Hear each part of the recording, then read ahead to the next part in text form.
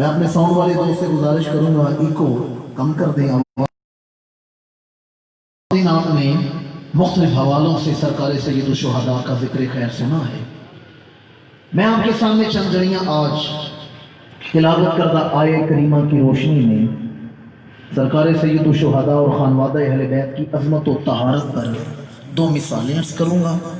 پھر امام علی مقام کا کربلا جانے کا فیصلہ اور امام کے کربلا میں استقامت، اور پھر 10 محرم الحرام 61 ہجری بعد نماز ظہر کے سرکار سید الشہداء کی خانوادہ اہل بیت نے جو عظمت اور استقامت کی داستان رقم کی ہے، جسے ہم کہتے ہیں بعد از کربلا، کربلا کے بعد کے واقعات، ان پر چند جڑیاں اختصار کے ساتھ گفتگو عرض کروں گا.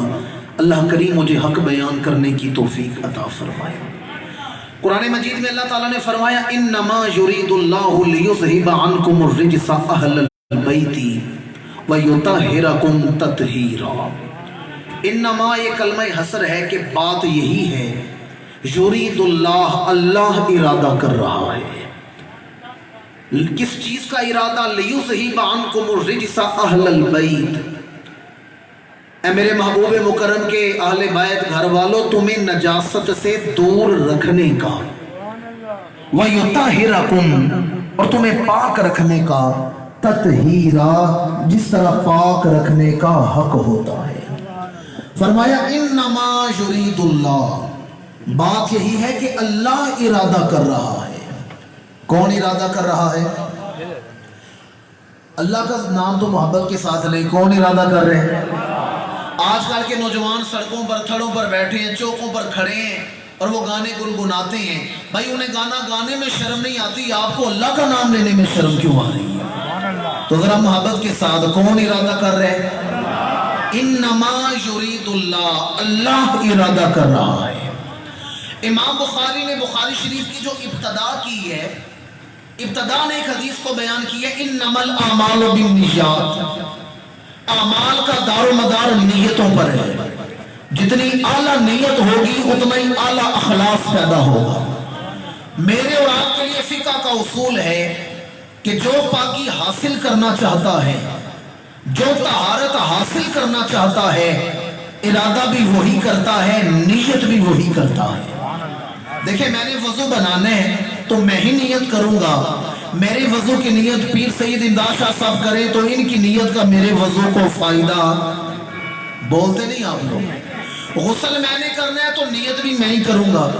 میرے غسل کی نیت آپ کریں، آپ کی نیت کا میرے غسل کو فائدہ.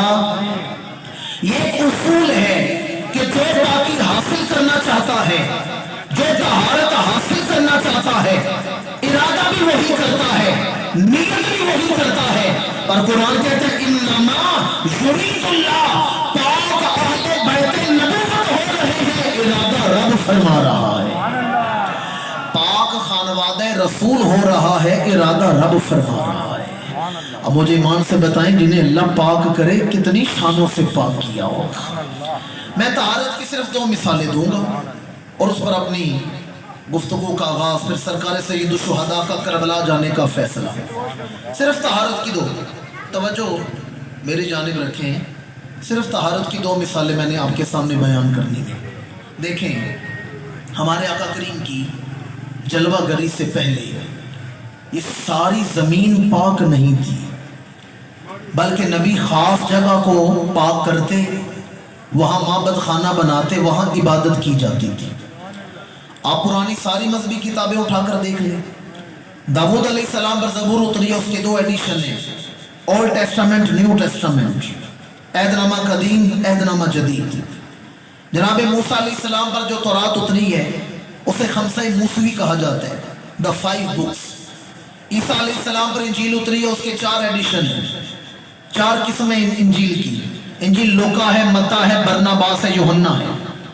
آپ سارے تمام نبیوں کی تاریخ اٹھا کر دیکھ لیں، پہلے ہر نبی خاص جگہ کو پاک کرتے، وہاں آ کر عبادت کی جاتی تھی. ساری زمین پاک نہیں تھی. میرے آقا کی جلوہ گری ہوئی، فرمایا جُعِلَتْ لِيَ الْأَرْضُ مَسْجِدًا وَطَهُورًا، میرا قدم زمین پر لگنے کی دیر تھی، اللہ نے میرے لیے ساری زمین کو مسجد کا رتبہ عطا فرما دیا۔ حدیث میں لی کا لفظ ہے، جعلت لی الارض، میرے لیے زمین کو مسجد بنایا گیا۔ کیا بنایا گیا؟ بولتے نہیں آپ لوگ، کیا بنایا گیا؟ اللہ تعالیٰ آپ کو آج کی محفل کی حاضری کے صدقے سے طواف کعبہ عطا فرمائے، آمین تو سارے کہہ رہے، بیت اللہ کی حاضری عطا فرمائے۔ طواف کعبہ سے فارغ ہونا تو مقام ابراہیم کے 2 نفل پڑھنے پڑتے ہیں جنہیں واجب الطواف نفل کہا جاتا ہے۔ یہ مقام ابراہیم کیا ہے؟ ایک پتھر ہے جس پر جناب ابراہیم کے قدموں کے نشانات ہیں۔ وہ پتھر لفٹ کا کام کرتا تھا، اس پر کھڑے ہو کر جناب ابراہیم بیت اللہ کو آپ نے تعمیر فرمایا تھا۔ اگرچہ وہاں وہ مکتبہ فکر ہیں جو تبرکات کے ماننے والے نہیں، پر انہوں نے بھی اس پتھر کو زمین پہ نہیں رکھا ہوا، بلکہ ایک خاص درجے کے مقام کی عزت پہ رکھا ہوا ہے۔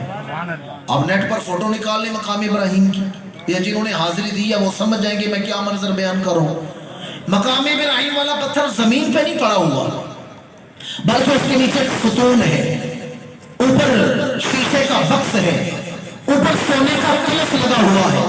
اے پتھر یہ تو بتا تجھے لگا کیا ہے کہ نہ ماننے والے وہ پتھر کہتے ہیں مجھے کچھ نہیں لگا، بس میں نے خلیل اللہ کے قدموں کو چوم لیا ہے۔